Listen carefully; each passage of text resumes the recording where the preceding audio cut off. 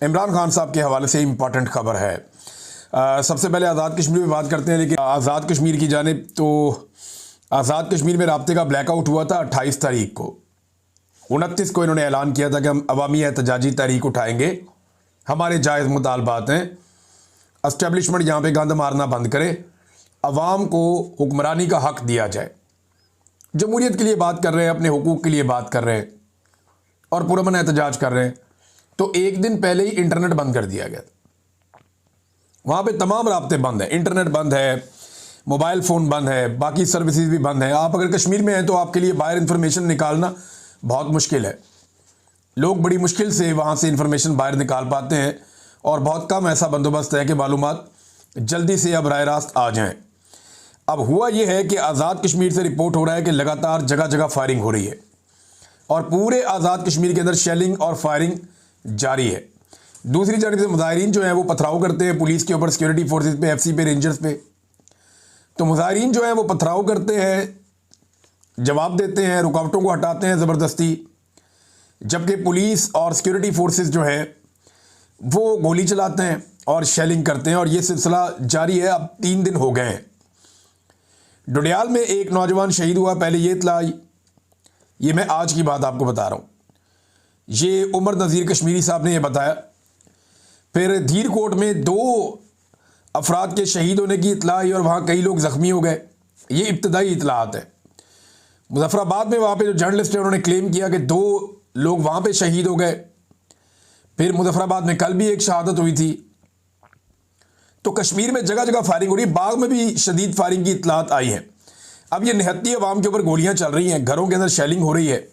और ये बात वहाँ के जर्नलिस्ट बता रहे हैं कि हमने तो ऐसा माहौल कभी सोचा भी नहीं था, हमने कभी ख्वाब में भी नहीं सोचा था कि पाकिस्तान से सिक्योरिटी फोर्सेस आएंगी और वो आकर आज़ाद कश्मीर के ऊपर लोगों के साथ ये करेंगी। ये वो वहाँ के जो मकामी सहाफ़ी हैं वो हमसे बात करते हैं या लोग हैं वो ये बता रहे हैं।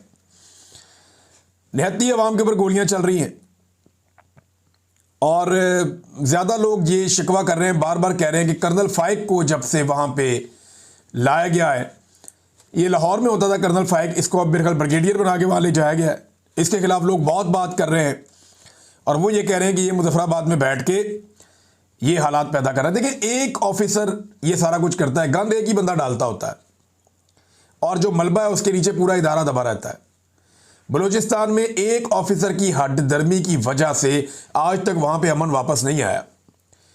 और इसी तरह जो भी आज आज़ाद कश्मीर में हो रहा है, ये जो भी करवा रहा है या जैसे भी हो रहा है, ये अगर बदअमनी पैदा हो गई और मुस्तकिल हो गई तो फिर क्या करेंगे आप? आपने मकबूजा कश्मीर के अंदर हालात नहीं देखे? भारत कितना जुल्म और जबर करने के बावजूद उन्हें नहीं दबा सका। आज उस तरह के मनाजिर जो हैं वो हम आज़ाद कश्मीर में देख रहे हैं बदकिस्मती से। एक ऑफिसर की बेशर्मी की कीमत जो है वो बलूचिस्तान आज तक उठा रहा है। सीखने का मौका है, कुछ सीख ले, लेकिन मोटी खोपड़ी में बात घुसती ही नहीं है। अब नाज़रीन, जो मुतज़ाद इत्तलात आ रही हैं और अनकन्फर्म्ड इत्तलात है, अभी तक ये कन्फर्म नहीं है, लेकिन जो एक तंजीम है अवामी एक्शन कमेटी, उनके जो पेजेस हैं उनके ऊपर जो खबरें आ रही हैं वो बड़ी खौफनाक हैं। और ये जो खबर है ये सुराब बरकत साहब ने भी शेयर की और कुछ लोगों ने की। तो ये खबर बता रही है कि अब तक 11 अफराद शहीद हो गए हैं और लगभग 150 के करीब अफराद ज़ख्मी हो गए हैं। ये इनको गोलियां मारी गई हैं। और अगर ये हो गया तो इसका मतलब है तो 26 नवंबर वाला काम हो गया आज़ाद कश्मीर में भी। कश्मीर में और पाकिस्तान में फ़र्क ये है कि पाकिस्तान में गोली चलती है या गोलियां चलाई जाती हैं तो लोग वो जगह छोड़ जाते हैं, वहाँ से अपने ज़ख्मियों को उठाते हैं, वो जगह खाली हो जाती है। लेकिन आज़ाद कश्मीर में लोग इलाका खाली नहीं कर रहे। लोग अपने ज़ख्मियों को हटाते हैं, थोड़ा पीछे हटते हैं, दूसरी तरफ से फिर आते हैं, क्योंकि वो हर हाल में इस लड़ाई को जीतना चाहते हैं। वो ये चाहते हैं कि पुरअमन तरीके से रियासती जबर का मुकाबला करते हुए किसी ना किसी तरह अपने हुकूक हासिल कर लें। एक तरफ मुज़ाकरात की बात की जाती है, दूसरी तरफ स्टेट बुलेट चलाई जा रही हैं, लगातार गोलियां चल रही हैं और उसके अंदर बाकायदा अब तो विजुअल्स आ रहे हैं कि लाशें पड़ी हुई हैं, बंदे उठा के ले जाए जा रहे हैं। एक जगह से विजुअल्स आए, वहाँ पे वो पुलिस वाले को गोलियां लग गई। 1-2 पुलिस वालों को बताया जा रहा है, एक के तो विजुअल भी मैंने देखे हैं, उसको गोली लग गई, वो बेचारा पड़ा हुआ है वहाँ पे। और जो मुजाहिरीन हैं वो उसे अपने कंधों पे उठा के अस्पताल पहुंचा रहे हैं। और मुजाहिरीन ने बताया कि जनाब ये पुलिस वाला एफसी को मना कर रहा था कि गोलियां मत चलाओ, एफसी ने इतनी गोली चलाई इसको भी गोली लग गई। और अब ये पुलिस वाला डाल दिया जाएगा मुजाहिरीन के खाते में जो उसको अस्पताल पहुंचा रहे हैं। जो अवामी एक्शन कमेटी के एक रहनुमा है उन्होंने बताया और मीडिया के ऊपर बताया कि सीएमएच के अंदर हम लेकर गए अपने जख्मियों को, डॉक्टरों ने इलाज करने से इनकार कर दिया और उन जख्मियों में से भी एक शहीद हो गया। और वो सर पकड़ के बैठे हुए थे कि ये क्या हो गया, डॉक्टरों ने तो हलफ लिया इंसानी जान बचाने का, वो कैसे कह सकते हैं कि हम इसका इलाज नहीं करते और हम इसका ख्याल नहीं रख सकते। अब वो बंदा शहीद हो गया, उसके ऊपर भी बड़ा गमो गुस्सा है। बार बार पुलिस वाले भी मना कर रहे हैं लेकिन सिक्योरिटी फोर्सेस जो बाहर से आई उनको समझ नहीं आ रही। इस्लामाबाद पुलिस के बहुत सारे एहलकार यरगमाल बन गए, शहरियों ने उनको पकड़ लिया। वो डरे हुए थे लेकिन उसके बाद शहरियों ने उनको बाहिफाजत वहां से निकाला और इस्लामाबाद का रास्ता दिखाया कि जनाब आप इस्लामाबाद वापस जाएं, आपका यहाँ कोई काम नहीं है। हम यहाँ पे एहतजाज कर रहे हैं यहाँ की जाली हुकूमत के खिलाफ और उनसे हम अपना हक लेंगे। आपको याद होगा नादरीन, इस्लामाबाद में जब 25 नवंबर की रात काफिला पहुंच रहा था, 25-26 की रात, तो उस वक्त खबर आई थी कि 4 रेंजर्स एहलकार हमारे जो है वो शहीद हो गए। अब हमारे जो रेंजर्स एहलकार वहां पे शहीद हुए थे ना, वो एक तेज रफ्तार गाड़ी ने उनको टक्कर मारी थी और हादसे के अंदर शहीद हो गए थे। बाद में वो लड़का भी पकड़ा गया, उसका पाकिस्तान तहरीक इंसाफ से ताल्लुक भी कोई नहीं था, उसने एतराफ़ जुर्म भी कर लिया, वो मामला भी खत्म हो गया। लेकिन उसकी FIR और सारा मामला उठा के पाकिस्तान तहरीक इंसाफ के खाते डाल दिया गया और हुक्मरानों के बयानात तक आ गए और आज तक वो जो टाउट सहाफ़ी हैं वो PTI के खाते में डालते हैं।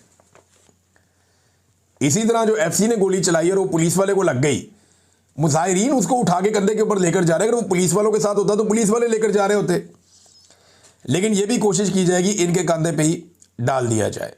तो नाज़रीन, लगातार वहाँ से जो इत्तलात आ रही हैं वो अच्छी नहीं है, वो ख़तरनाक इत्तलात हैं, लगातार आ रही हैं आज़ाद कश्मीर से और हालात मज़ीद ख़राब होते चले जा रहे हैं। ये कश्मीरी अभी तक डटे हुए क्यों हैं, ये सोचा आपने? क्योंकि ये लीडरलेस हैं, इनके पीछे कोई ऐसा आदमी नहीं है जो इनको रोक लेके रुक जाओ। किसी के पास ये इख्तियार नहीं है कि वो एक आवाज़ दे के रुक जाओ, वापस आ जाओ, मैं बात कर रहा हूँ, ये नहीं है। एस्टेब्लिशमेंट किसी एक को ब्लैकमेल नहीं कर सकती। यानी मिसाल के तौर पे इनके साथ गंडापुर नहीं है, यानी इमरान खान साहब गंडापुर को बंदे देके भेजते हैं ना अपने, वो 1-1.5 लाख बंदा, और ये इतने 1-1.5 लाख बंदे नहीं है, ये हर जगह थोड़े थोड़े लोग निकले हुए हैं, कहीं पे 10,000, कहीं पे 15,000, कहीं पे 5,000, कहीं पे 25,000, ये ऐसे अलग अलग जगहों पे निकले हुए और बहुत सारी जगहों पे निकले हुए हैं। तादाद तो इनकी बहुत ज़्यादा है लेकिन अभी ये इकट्ठे हो रहे हैं, मुजफ्फराबाद की तरफ आगे बढ़ रहे हैं और सरकार पूरी कोशिश कर रही है ये मुजफ्फराबाद में दाखिल ना हो सके, क्योंकि सरकार ये जानती है कि जब ये मुजफ्फराबाद में दाखिल हो गए तो इनके पास लाशें हैं अब, और हमने इनको लाशें दे दी हैं, ये बहुत गुस्से में हैं, तो इनका मुकाबला नहीं किया जा सकेगा। लेकिन लोग बार बार ये तलकीन कर रहे हैं तमाम रहनुमा कि पुरअमन रहें, हमने झगड़ा नहीं करना। जहाँ पे भी पुलिस वाले FC वाले इनके काबू आते हैं ये उनको मारते नहीं हैं, उनको निकालते हैं, रास्ता देते हैं।